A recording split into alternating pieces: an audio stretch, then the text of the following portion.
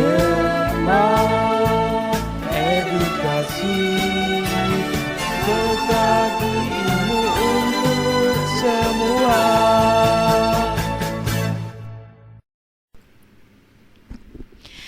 Sahabat Cerdas Edukasi, senang sekali kita dapat berjumpa kembali dalam Bimba, seri Ayo Belajar Bersama di Radio Gema Edukasi. Kali ini kita akan membahas pelajaran IPA bersama Kak Maya dari SMP Negeri 33 Bandar Lampung.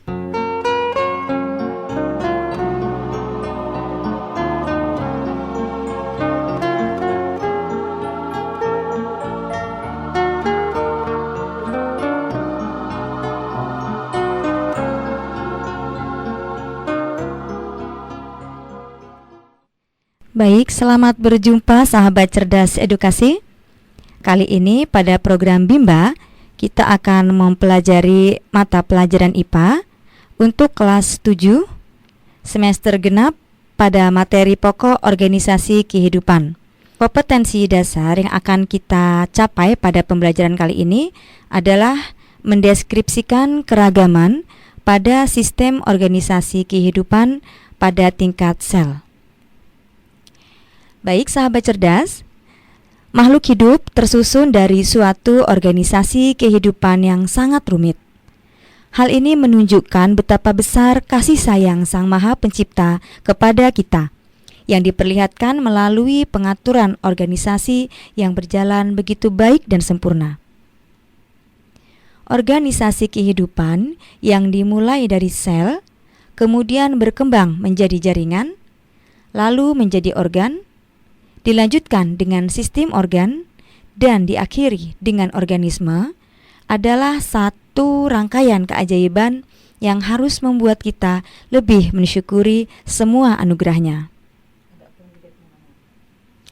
Nah, pada pertemuan kali ini, kita akan membahas dan menjawab permasalahan tentang struktur organisasi makhluk hidup terkecil, yaitu sel. Tetapi sebelumnya, tahukah kalian ada berapa sel yang dimiliki oleh tubuh kita? Nah, sejenak kita kembali ke tahun 1665, sekitar 3,5 abad yang lalu, saat ilmuwan Inggris yaitu Robert Hooke mengintip menggunakan mikroskop di awal penemuannya. Salah satu objeknya adalah irisan gabus yang sangat tipis, yaitu gabus yang dia ambil dari jaringan batang tumbuhan. Robert Hooke melihat rongga kosong yang dia sebut cells, yang berasal dari bahasa Latin berarti ruang atau kamar kosong. Lalu sahabat cerdas, pada tahun 1838, dua ahli biologi Jerman yaitu Schleiden dan Schwann membuktikan bahwa rongga sel tidaklah kosong, melainkan berisi cairan atau sitoplasma yang mendukung semua aktivitas dasar makhluk hidup. Dan semenjak itu, penelitian tentang sel terus dilanjutkan. Banyak teori yang mengemukakan tentang definisi sel sahabat cerdas, tetapi kita ambil satu teori menurut Max Schulze sebagai rujukan yang juga digunakan hampir di setiap pembelajaran IPA, di mana sel adalah unit fungsional dan struktural terkecil penyusun makhluk hidup. Penemuan yang sangat penting tentang sel ialah ditemukannya kromosom yang di dalamnya mengandung informasi genetik atau DNA yang merupakan komponen pembawa sifat menurun. Lalu, berapakah jumlah sel manusia sesungguhnya? Sahabat cerdas, berdasarkan estimasi atau perkiraan beberapa penelitian dari 2 abad terakhir, tahun 2013, yaitu seorang peneliti dari Universitas Bologna, Italia, menyimpulkan bahwa ada sekitar 37 triliun sel yang setiap harinya menjalankan tugas dan fungsinya dengan baik. Baiklah, sekarang kita langsung saja membahas soal seputar sel. Kita coba buka tabir rahasia si mungil yang luar biasa ini.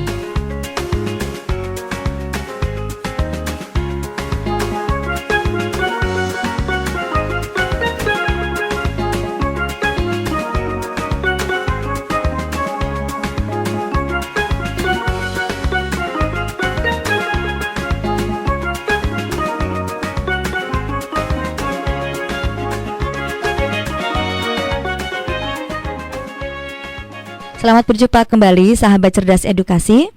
Kali ini kakak ditemani oleh 2 orang siswa dari SMP Negeri 33 Bandar Lampung, yaitu Amelia Yuliani dan Dea Angelin.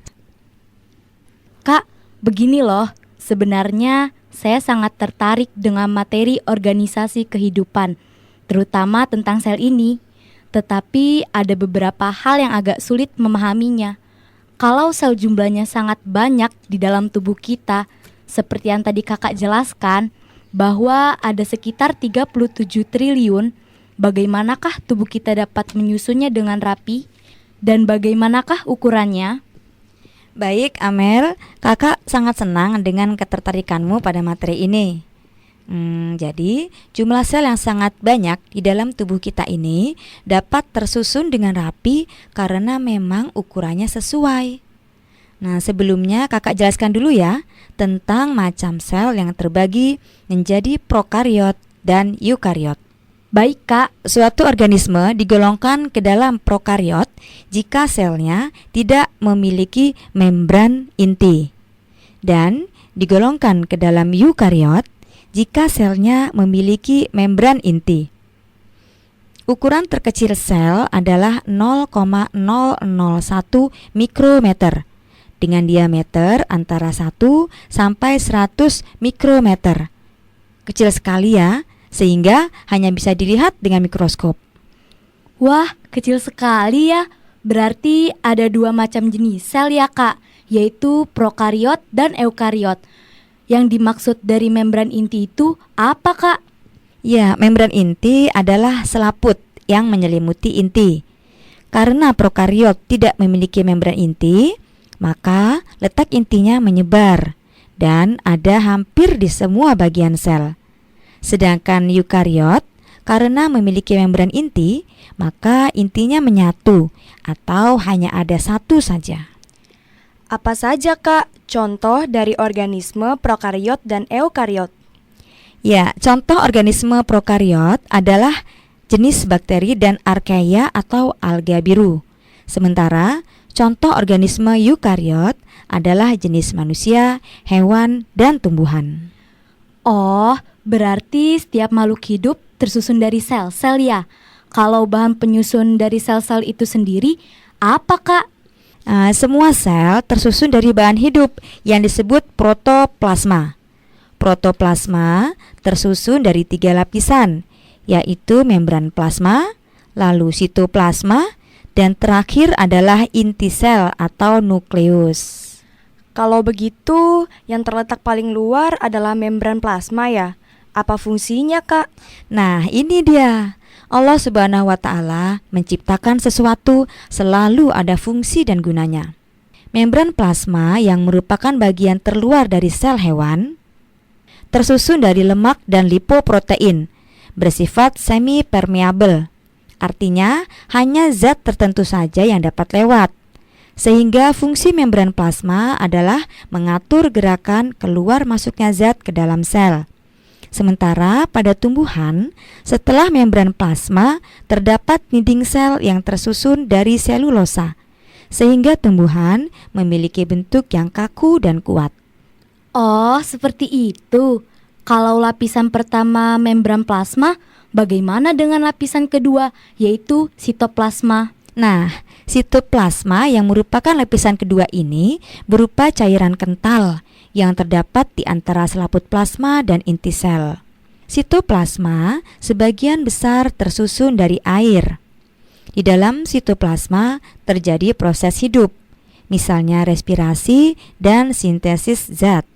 Sehingga untuk melakukan proses hidup tersebut, sitoplasma dilengkapi oleh organel-organel. Apa sajakah organel yang terdapat di sitoplasma yang mendukung proses hidup tersebut Kak? Baik, satu persatu kita bahas ya. Oke Kak. Ya, organel-organel tersebut yang pertama adalah mitokondria. Mitokondria memiliki bentuk dan warna yang khas, yaitu ada lekukan pada bagian dalamnya yang disebut dengan krista untuk dapat memperluas permukaan. karena fungsi mitokondria adalah sebagai tempat terjadinya respirasi sel. Kemudian, warna mitokondria adalah orange. Yang kedua setelah mitokondria adalah ribosom. Bentuknya berupa butiran halus atau bintik hitam dan berfungsi dalam pembentukan atau sintesis protein. Ribosom melekat pada sebuah organel ketiga yang bernama retikulum endoplasma. Kita dapat menyingkatnya dengan RE. Kemudian sahabat cerdas, retikulum endoplasma atau RE ini memiliki struktur seperti saluran atau pembuluh. RE yang terdapat banyak ribosom dikenal dengan RE kasar, sementara RE yang hanya memiliki sedikit atau bahkan tidak ada ribosom dinamakan RE halus. Jadi, fungsi RE selain sebagai tempat melekatnya ribosom, juga sebagai penghubung antara inti sel dengan bagian sitoplasma. Lalu, di dalam sel hewan juga terdapat organ sebagai tempat pembentukan enzim pencernaan makanan, yaitu lisosom. Kemudian, selain lisosom juga ada organel yang bernama sentrosom yang berperan dalam pembelahan sel. Jadi, sentrosom dan lisosom hanya terdapat pada hewan.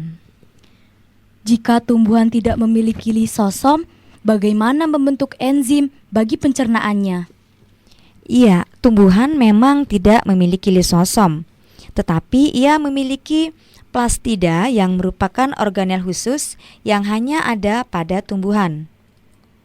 Plastida merupakan pembawa zat warna pada tumbuhan yang terdiri dari 3 macam, yaitu kloroplas adalah plastida yang berwarna hijau karena mengandung klorofil dan berfungsi pada proses fotosintesis. Kemudian leukoplas, yaitu plastida yang tidak berwarna dan berfungsi sebagai tempat pembentukan dan penyimpanan gula atau amiloplas dan tempat pembentukan dan penyimpanan minyak atau helioplas. Lalu yang ketiga, selain kloroplas dan leukoplas adalah kromoplas, yaitu plastida yang memiliki bermacam warna, yaitu kuning atau orange. Jika sel juga memiliki proses respirasi dan pencernaan, apakah juga sel memiliki sistem ekskresi, Kak? Oh iya, sudah tentu. Sel juga melakukan proses ekskresi. Organel sel yang bertugas adalah badan Golgi, yaitu badan Golgi yang berfungsi sebagai tempat pembentukan zat sekresi dan mensekresikan zat tersebut keluar sel. Proses ekskresi atau pengeluaran di dalam sel disebut dengan sekresi karena terjadi di dalam tubuh. Sahabat cerdas edukasi, lalu organel terakhir yang ada pada sitoplasma adalah vakuola. Sel hewan memiliki vakuola yang ukurannya relatif kecil, sementara pada sel tumbuhan ukuran vakuola besar. Vakuola ada 2 jenis, yaitu vakuola makanan yang berfungsi mencerna dan mengedarkan makanan, serta vakuola kontraktil yang berfungsi dalam proses ekskresi dan pengatur tekanan osmotik sel.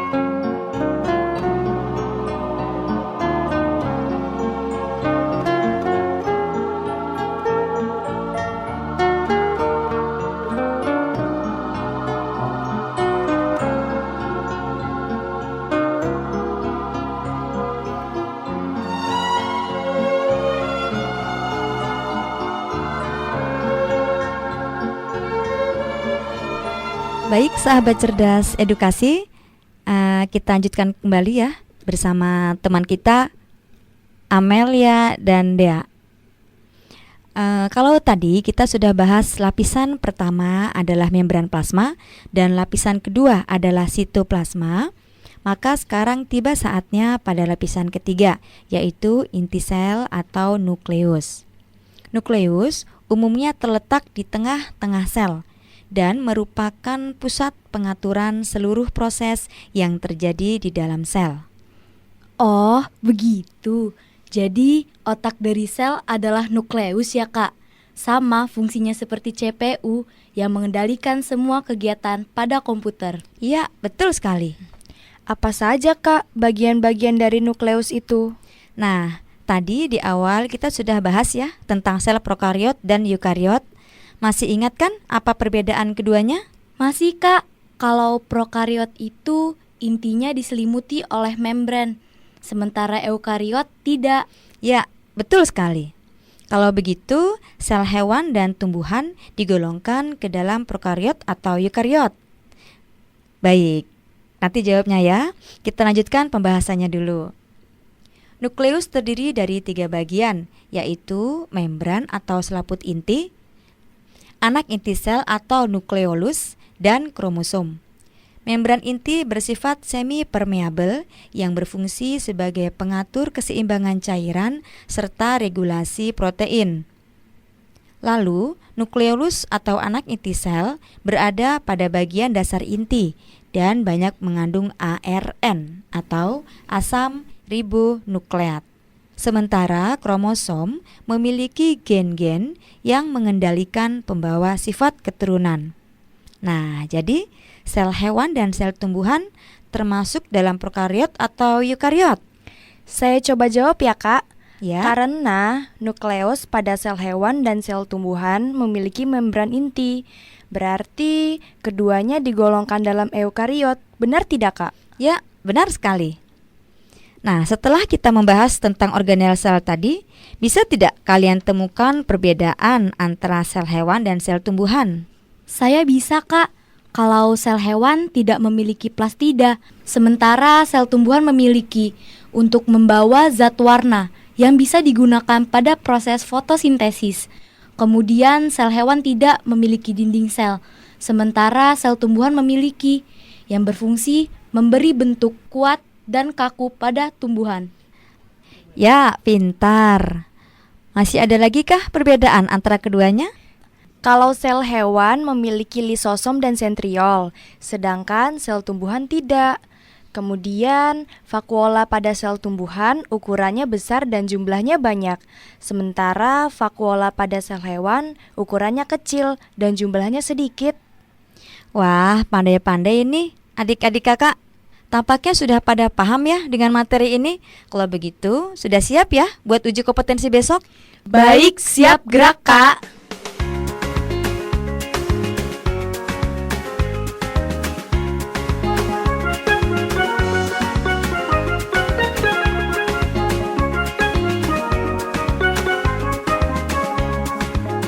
Baik sahabat cerdas, sel yang merupakan unit terkecil penyusun makhluk hidup memiliki jumlah sekitar 37 triliun di dalam tubuh kita. Dan setiap sel memiliki ukuran yang sangat kecil, yaitu dengan diameter berkisar antara 1 sampai dengan 100 mikrometer, sehingga hanya bisa dilihat dengan mikroskop. Banyak ahli telah melakukan penelitian tentang sel, diawali oleh Robert Hooke yang menemukan bahwa sel merupakan sebuah ruang kosong karena memang yang diamatinya adalah sel gabus.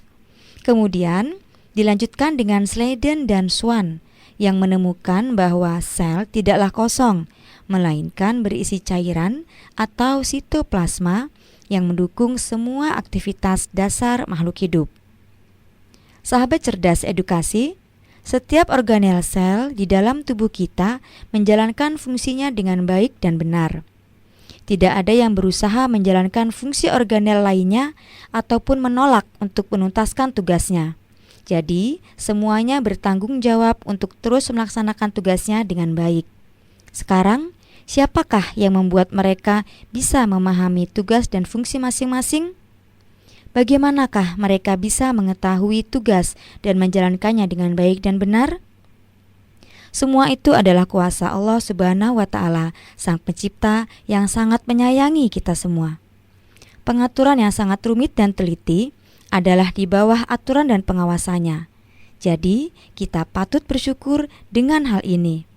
Caranya adalah dengan menjaga kesehatan dan pola hidup yang baik agar semua tugas dan fungsi organel sel di tubuh kita dapat selalu berjalan dengan baik sampai akhir nanti.